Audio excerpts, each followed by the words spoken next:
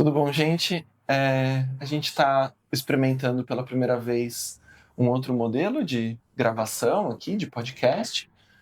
Esse é o podcast da DUSP. No semestre passado, a gente chegou a gravar 3 ou 4 episódios num outro formato de leitura de notícias. A gente está experimentando hoje entrevistas. Nossa primeira entrevistada, queria já agradecer, é a Lara, que é a nossa advogada aqui do sindicato. E a gente tem 2 temas principais para tratar com a Lara. Primeiro é a questão da URV e o outro é a questão do descongelo. Mas antes de tratar desses temas que são os principais de hoje, queria te perguntar, Lara. Bom, primeiro deixa eu apresentar, né? Eu sou Márcio Moreto, eu atualmente estou como presidente da entidade, da DUSP. Eu sou Marcelo Ribeiro, sou o segundo vice-presidente aqui da DUSP. É um prazer estar com vocês aqui hoje. Eu também me apresento, você já me disse que eu sou advogada daqui do sindicato, né? Eu sou advogada aqui desde 1999 e a gente vem acompanhando aqui as diversas passagens de diretoria e estou super à disposição. Acho essa iniciativa muito bacana de poder ter essa oportunidade de explicar assim mais diretamente os temas que são mais candentes aqui da entidade. Muito obrigado, Lara. Eu fico bem agradecido mesmo da disposição de você estar ajudando a gente com isso. Então, antes de tratar dos temas principais, queria que você contasse um pouco, mais para informar a categoria, dos serviços que a gente oferece aqui, tanto os serviços que pela ADUSP, né, pela entidade, e as outras coisas que você eventualmente pode oferecer separado, né? Tá bem. Aqui pela entidade assessoria jurídica, eu tenho feito todo o acompanhamento da diretoria com todas as questões de apoio, tanto preventivo quanto consultivo para a diretoria, e também envolve as ações coletivas que a entidade promove, né? É sempre um processo conjunto de decisão entre o jurídico e diretoria, a ação coletiva, né? Em geral, também passa sempre por um processo de legitimação das ações via as assembleias da categoria, e também é franqueado ao associado vir fazer consultas em regime de plantão. Hoje a gente está fazendo plantão às quartas-feiras para os associados da entidade. Na sua grande maioria das vezes, são questões funcionais que os professores trazem, né, de regime de trabalho, de previdência, mas também a gente, no primeiro momento, atende questões de uma demanda geral.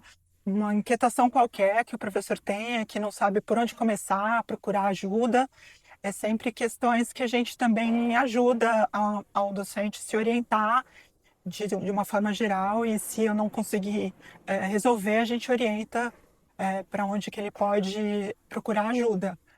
E essa orientação, Lara, como que funciona? Em geral, quem cuida da agenda do plantão jurídico é a Secretaria da DUSP, então a pessoa pode ligar ou pode mandar um e-mail para a Secretaria da DUSP, ela agenda o horário. Quando o professor, em geral, como tem sido feito às quartas-feiras pela manhã, quando o professor tem aula ou tem alguma dificuldade, eu também tenho atendido fora do horário de plantão, assim, em regime excepcional. E o professor pode fazer isso, tanto escolher na quarta-feira vir presencialmente para o atendimento, ou também ele pode vir fazer uma teleconferência comigo. Tem funcionado assim. Desde a pandemia para cá, essa opção passou a ser necessária, né? E o atendimento tem sido sempre bastante procurado. Legal. Muito bom. Muito bem. Vamos para o primeiro assunto específico? Então, vamos falar da URV, que é a nossa ação mais antiga, histórica, dura. Eu tinha te pedir, Lara, primeiro, assim, para contextualizar um pouquinho, acho que a maior parte dos nossos colegas já conhece o tema, né, conhece o assunto, mas era bom você dar uma contextualizada e a gente conversa um pouco sobre o que está acontecendo nesse momento, né? A ação da URV é uma ação bem difícil, assim, até de explicar. Às vezes é difícil de entender e de explicar, porque são muitas questões processuais que ao longo do tempo foram aparecendo e foram sendo provocadas, né? Tanto por nós quanto pela universidade, mais pela universidade. Mas vamos ver se eu consigo ser bastante didática nessa questão. A URV, na verdade, para explicar um pouco, ela é uma ação, o problema todo foi originário lá em 1994, né? quando teve a passagem da unidade referencial de URV para o real. Nesse momento, tinha uma lei federal que explicava para a administração pública como deveria fazer essa conversão dos vencimentos da unidade referencial para a moeda, né, do real. Essa legislação foi aplicada nas suas mais diversas esferas, mas aqui na USP, junto com as outras universidades, em razão do CRUESP, teve uma regulamentação diferente, a aplicação dela. E o que a gente constatou é que a regulamentação da universidade, da Unesp, da Unicamp, quando fez essa passagem, comparativamente com a lei federal, teve um prejuízo. Essa passagem significou uma perda significativa naquele momento de vencimentos, né? Da ordem de 6,5%. O que a gente fez, então, na verdade, é entrar com uma ação para essa recuperação desses vencimentos, nessa ordem de 6,5%. Na ocasião, a gente ingressou primeiro para toda a categoria, a gente ingressou para pessoas, independentemente do ano que a pessoa ingressou, porque a gente entendia que a pessoa entrava, mesmo que entrou posterior a 94, já entrou com uma defasagem da salarial, né? Então a gente entrou para todo mundo nesse pacote. Só que ao longo do tempo, as decisões judiciais ao longo do tempo foram afunilando os beneficiários. Então eles já excluíram de cara quem entrou pós-94, excluíram quem não era associado da DUSP no momento do ajuizamento da ação, né? Então, essas decisões, embora a gente sempre tentou recorrer, elas acabaram consolidadas nesse caminho. A gente foi vencendo as ações, porém foram sendo excluídas pessoas. O alcance delas para os beneficiários, né?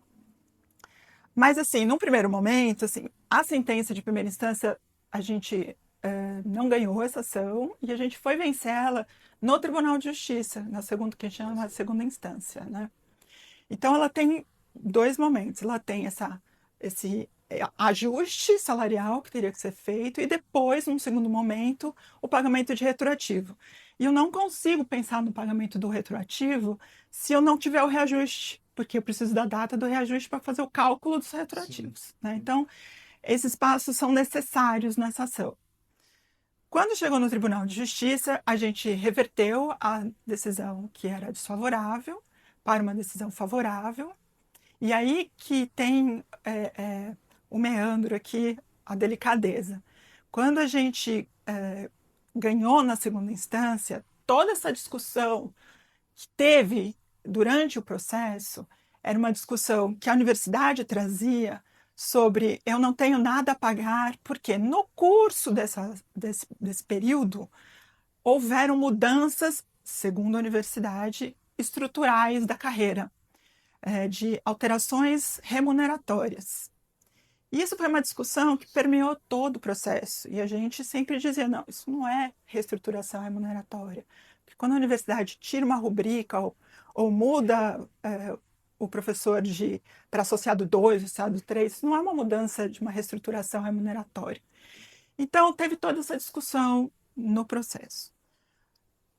Quando chegou depois do Tribunal de Justiça, tiveram os recursos ao STJ, ao STF, e a gente conseguiu vencer. Isso transitou em julgado. Quando a gente fala, não acabou o processo, não tinha mais possibilidade de recurso. Ótimo. Nesse momento, a gente começou, então, vamos começar a executar a decisão. Então, a gente tem uma decisão favorável para a qual a gente precisa executar. A execução começa com uma peça que a gente fala que é o cumprimento de sentença, que é o momento que a gente traz quem são os beneficiários e o valor que se deve pagar. Em tese, sobre isso, cumprimento de sentença, sobre quem que recebe e o valor a receber. Certo. Então, se a universidade teria alguma coisa para discutir, esse valor está em excesso, porque não aplico essa alíquota, porque aplica outro. É esse momento de discussão sobre valores. Só que, diferentemente, o que a universidade fez nessa hora, ela disse assim, eu não tenho nada a pagar. Porque essa ação teve reestruturação remuneratória, e isso já prescreveu lá desde 2015. Mesmo tendo perdido a ação. Com toda essa discussão no processo principal, né? Então, o que a gente disse no cumprimento de sentença, essa discussão está vencida. Essa foi a discussão do processo principal. A gente venceu essa discussão, vai ressuscitar ela agora, que não cabe mais. Mas a gente teve, de novo, um revés que o juiz de primeira instância disse: é verdade, prescreveu, não tem nada a pagar.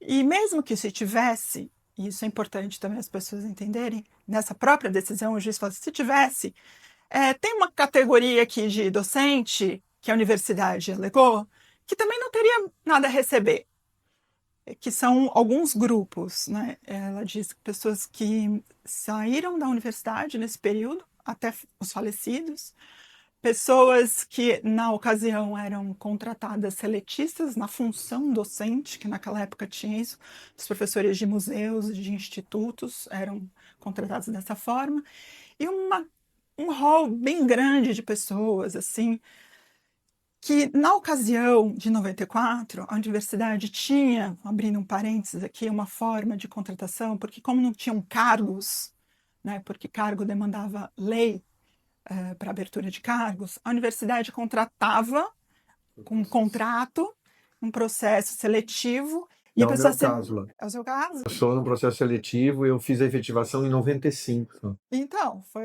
bem o seu caso. Exatamente o meu caso. Já me interessei. Já ficou mais... Já ficou mais interessado.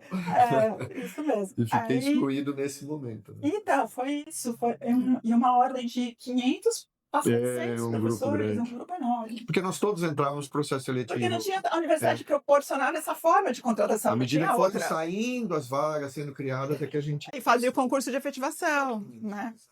Então, assim, foi uma forma irregular que a universidade mesmo proporcionou para sanar um problema real que ela tinha naquele momento. Só que aí, professor, assim, com o passar do tempo, todo mundo que foi contratado dessa forma, que a gente chama que eram os professores precários, né? Isso. Todos que passaram por essa fase, em um momento eles foram se efetivando, e a universidade nunca, em momento algum, fez distinção funcional dessa categoria de professores e nem previdenciária.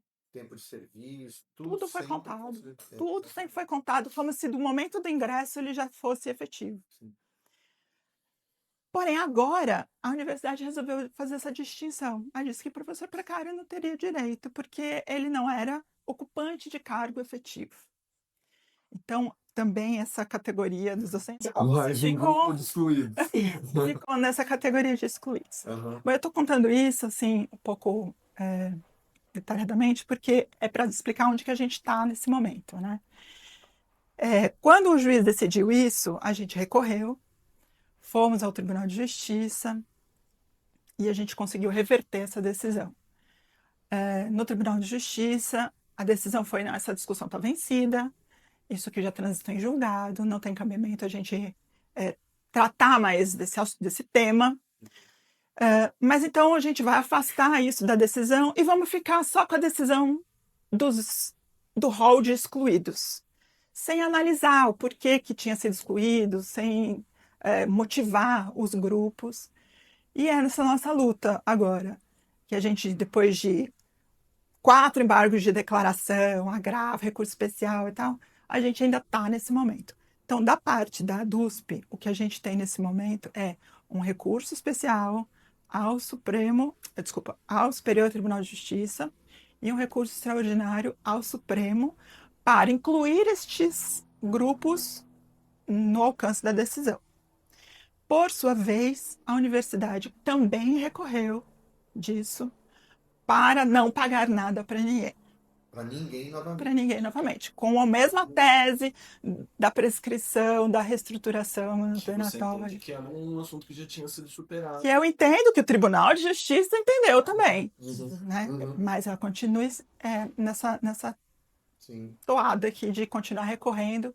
Eu entendo que agora é mesmo protelatório, porque eu não consigo, salvo uma surpresa muito grande, imaginar que em fase de recurso extraordinário e especial, isso seja alterado.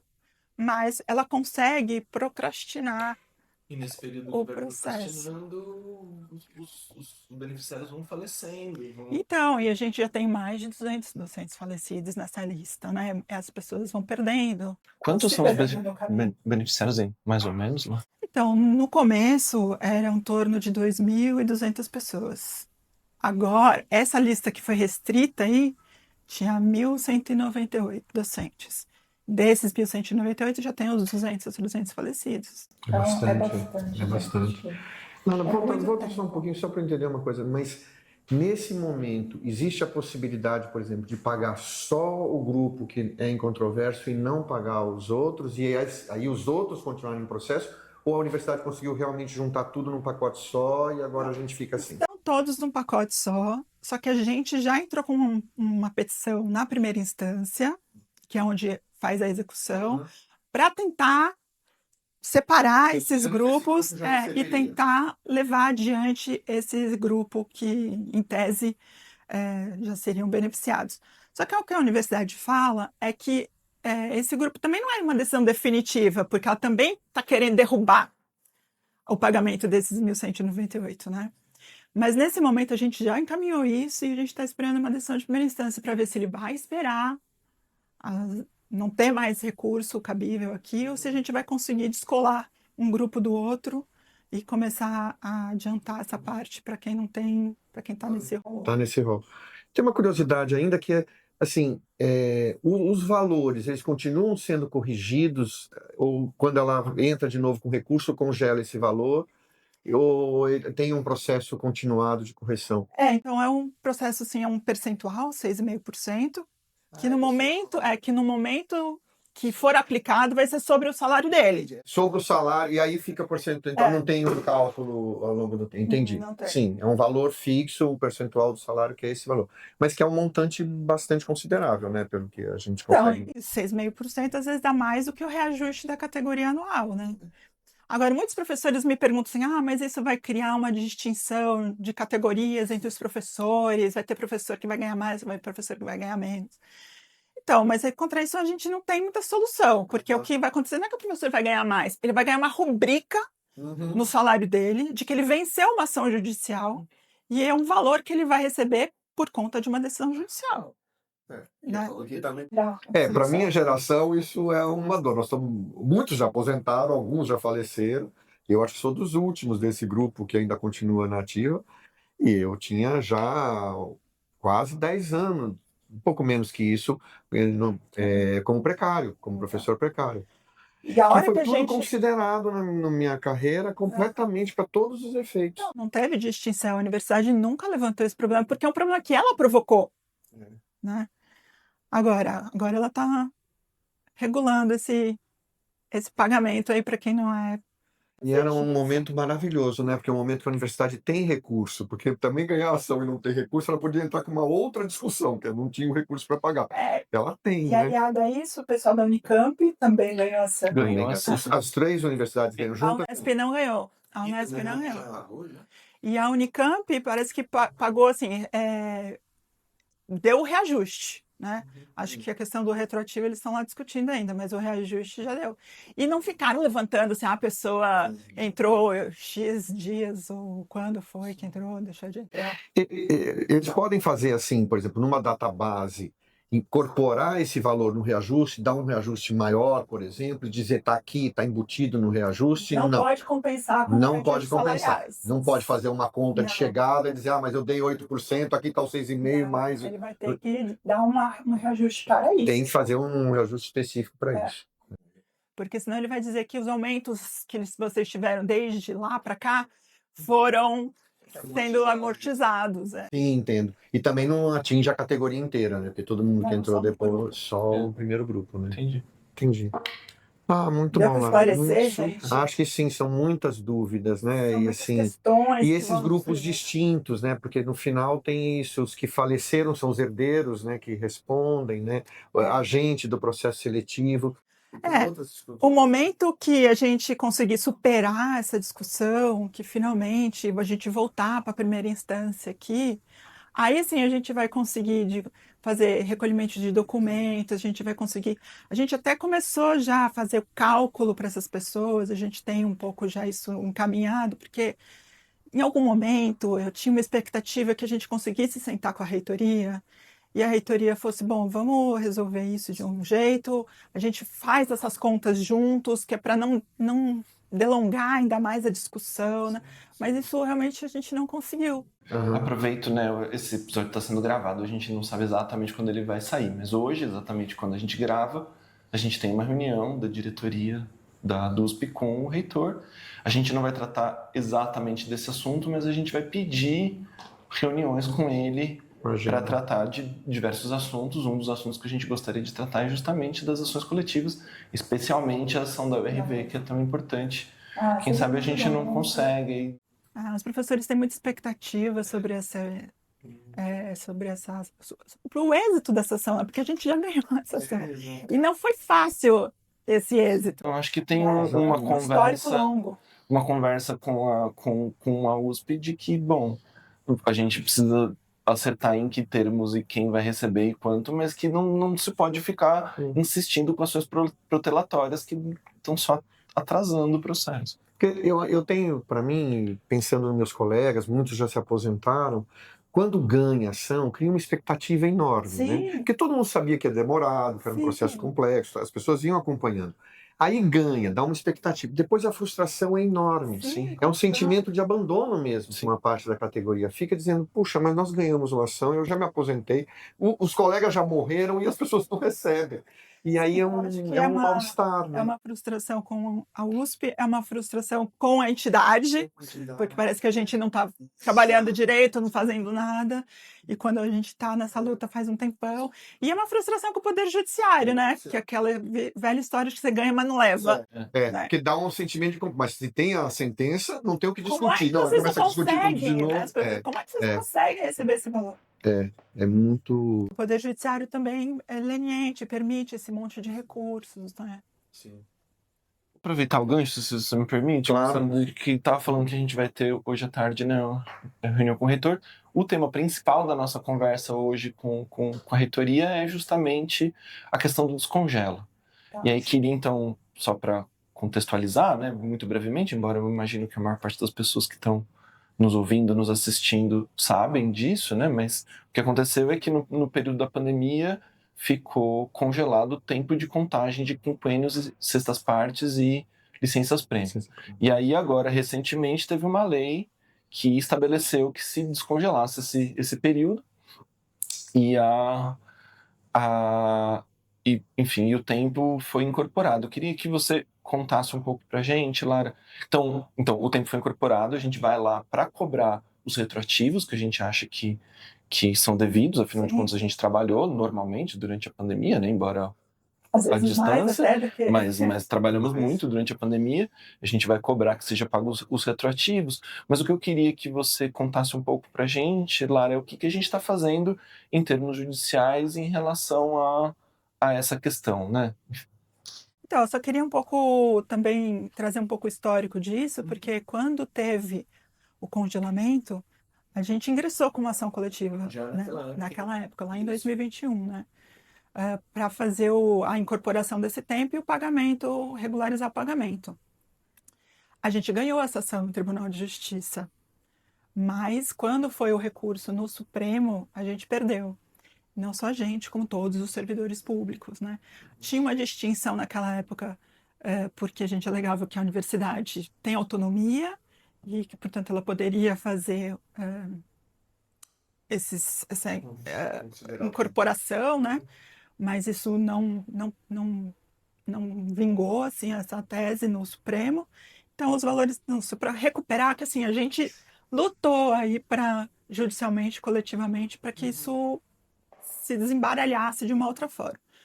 Com a decisão do Supremo, isso realmente não teve mais o que a gente fazer. Muitos professores disseram, posso entrar então com ação individual? Não adianta, o Supremo já assumiu que a lei era constitucional e não tem o que fazer. Bom, dito isso, a única solução que tinha mesmo era aguardar uma lei, né? Era o processo legislativo que saiu agora finalmente. A lei determina que o pagamento e essa incorporação desses 583 dias deveriam ser imediatamente incorporados no tempo de trabalho para todos os fins, né? especialmente quinquênio, sexta parte e licença-prêmio, porque as questões previdenciárias isso não foi um problema, isso já estava incorporado. Só que não é automático para o pagamento dos retroativos. Então, assim, o que acontece é que hoje a universidade já fez esse ajuste, né? Já trouxe esse tempo de volta para a folha de vocês, de cada um de vocês. Se eu não fizesse isso, ou a esfera administrativa que não está fazendo isso, ela pode incorrer em improbidade administrativa, mas a universidade já cuidou disso. Então, a nossa discussão agora é sobre pagamentos retroativos, que o entendimento é que precisa de uma regulamentação estadual para que isso aconteça, né? De novo, a gente Tem inclusive um disse decreto recente dizendo isso, né? isso. A gente também tenta argumentar que a questão da autonomia universitária proporciona a possibilidade da universidade se autorregulamentar e fazer o pagamento dos retroativos, já que ela também tem caixa para isso, e é um valor que já era do caixa da universidade antes, né? Mas ela aparentemente está aí um pouco receosa da aplicação disso e vai aguardar a lei. Eu acho que o complicador desse caminho é para quem se aposentou. Eu ia falar isso. Né? Tem um Esse caso que caminho. não é retroativo, mas que não foi resolvido, que são as pessoas que se aposentaram no meio desse Do processo, né? Porque aí envolve incluir o SP-Prévio nessa conta, né? E aí parece que não há ainda uma posição definitiva, eles estão estudando. A resposta que a gente teve da administração é isso, que estão estudando como é que isso vai ser aplicado ou não para os aposentados. Mas, do meu ponto de vista, não existe nenhum outro espaço de entendimento senão o professor que se aposentou de lá para cá e na ativa, enquanto ele estava na ativa, ele alcançou um quinquênio a mais, uma licença a mais, e que ele não teve isso incorporado na sua... Por conta do tempo congelado, não teve isso incorporado na sua aposentadoria, ele faz jus a esse direito. Na Assembleia Geral, o professor Rubens, da Faculdade de Educação, contou que é exatamente esse o caso dele. Ele se aposentou no meio do caminho e aí tem não sei se é um quinquênio, acho que é um quinquênio, que acabou não sendo contabilizado e deveria, certo? Com certeza. Tem casos de professores que realmente não chegaram a completar esse período antes da sua aposentadoria. Então, não é porque ele se aposentou necessariamente que ele tem direito. É porque no período que ele ainda estava na ativa, ele teria um período a mais a ser completado. E aí ele tem direito. No caso da licença, na licença prêmio também, né? Porque ele, por exemplo, não gozou a licença, aposentou, mas ele teria completado o tempo. Então, eu acho que tem uma perspectiva de curto, médio prazo de uma definição disso, né? Mas também a gente não pode esperar isso para todos sempre, né? Então, assim, havendo a lei a perspectiva, uma avaliação política de que essa lei vai ser aprovada, eu acho que convém a gente aguardar, porque uma vez que a lei existe e não haja pagamento, é muito mais fácil a cobrança. A gente concluindo que não vai ser efetivado. Tem programação de indenização. Que é o mesmo caso da pessoa não gozar por qualquer motivo e sair aposentado, ele só pode depois... A gente vai ter que dizer em razão da omissão legislativa, né, eles deixaram de receber os valores que faziam jus. É uma ação, eu vejo uma ação mais árdua, né? Então acho que convém um pouco a gente esperar, Simples se houver uma posição mais favorável da maneira como a lei vai ser escrita, né? Eu acho que sim. Entendo.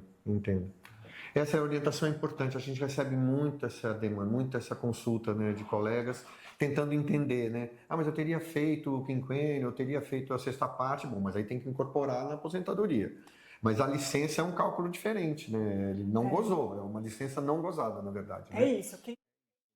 Quem tinha tempo de licença-prêmio para completar e não completou por conta do congelamento, agora é mais fácil ele ingressar com uma ação de indenização pelo período não gozado, do que independentemente de ter lei ou não, porque ele não... Sim, a universidade não vai pagar. Isso seria individualmente, certo? Mas tem um caso que a gente ainda está tratando, que é os casos de incorporação dos quinquênios e certas partes, aí isso tem que cobrar que a reitoria...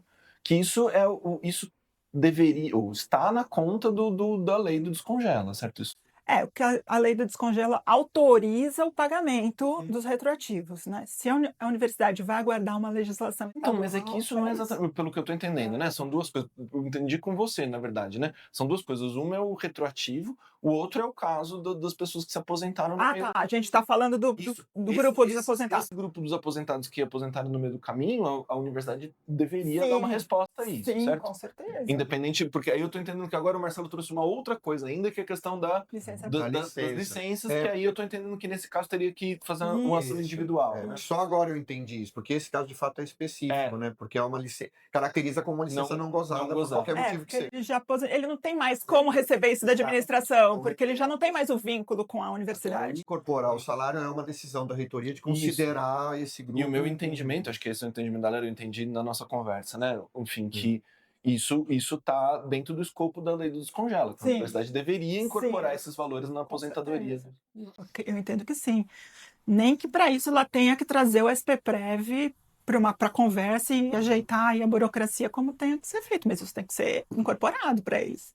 Não vejo como isso não quem está nativa já está recebendo. Sem dúvida, cobraremos hoje da reitoria, né? Esse ficou uma pendência esquisita, né? Porque, de fato, todos nós nativa, pelo menos a partir de agora, estamos recebendo, sem receber o retroativo, e eles não, né? Eles não tiveram esse cálculo. Esse reajuste precisa ser feito na aposentadoria deles. O reitor chegou a fazer menção, né, no documento dele, que estudaria o caso dos aposentados. Eu entendo, quando li o texto, que é dessa situação que ele está falando.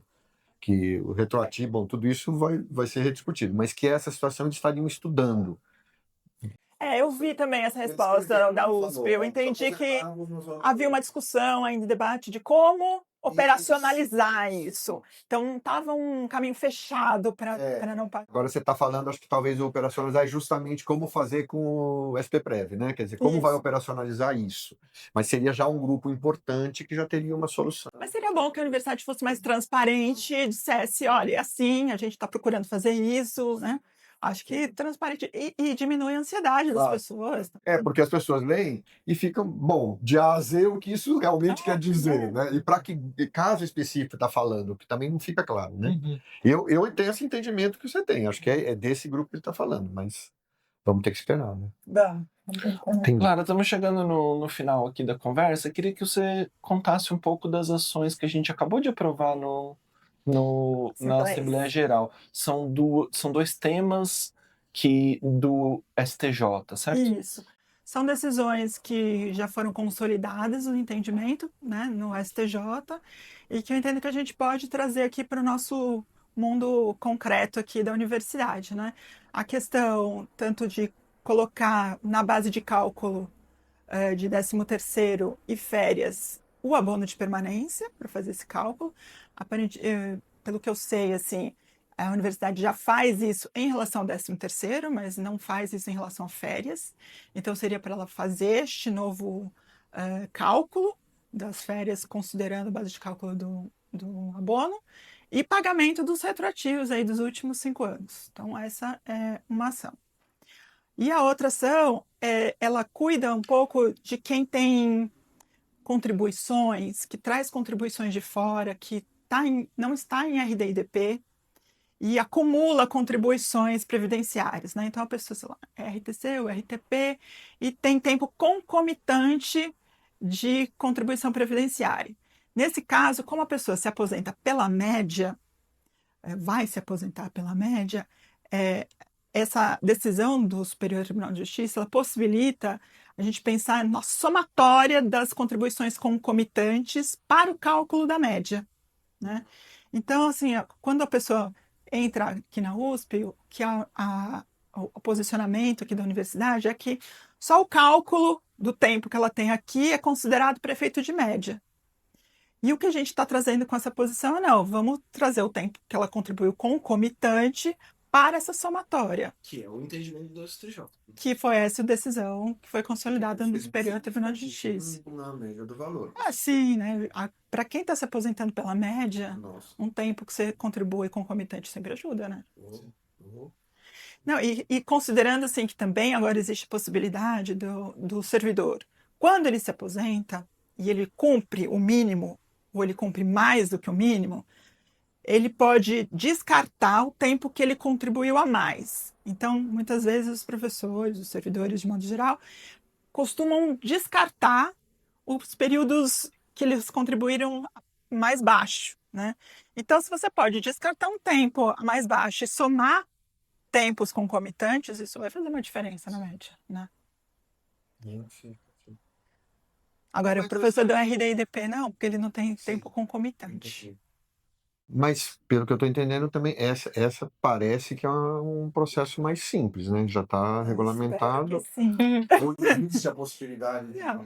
A tese aqui que se discute é que desculpa, em relação a diferentes regimes de trabalho não poderiam ser somados. E essa vai ser Tem- essa vai ser a brecha para tem uma uma brecha negociação. Mas eu acredito que isso vai ser vencido com uma certa tranquilidade. Espera, essa é a minha expectativa. Às vezes eu tenho uma expectativa que se frustra. Não só os professores estão frustrados, eu também fico bastante frustrada quando a gente não consegue ir adiante. Eu imagino, né, Lara? Porque a hora que você está convencida da pertinência da ação, monta a ação, constrói processo e bom, agora, né, é muito frustrante, né? É muito frustrante. É um trabalho assim que a gente deposita, faz com tanto cuidado. É.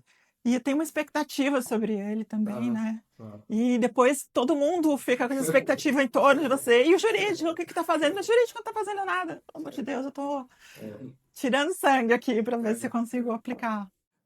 Muito bom a gente já ter feito essa entrevista hoje, porque acho que tem muita coisa que você falou que com certeza muitos colegas têm essas questões colocadas e essas dúvidas mesmo, essas ansiedades E eu acumuladas. fico à disposição, porque o professor pode consultar, pode marcar o atendimento, pode me mandar e-mail aqui para a DUSP, a gente responde em alguma questão. E a diretoria também tem sido muito parceira, a gente tem procurado juntos, né, formas da gente estar aqui, trazendo formas diferentes de informação para que isso chegue no maior número possível dos professores.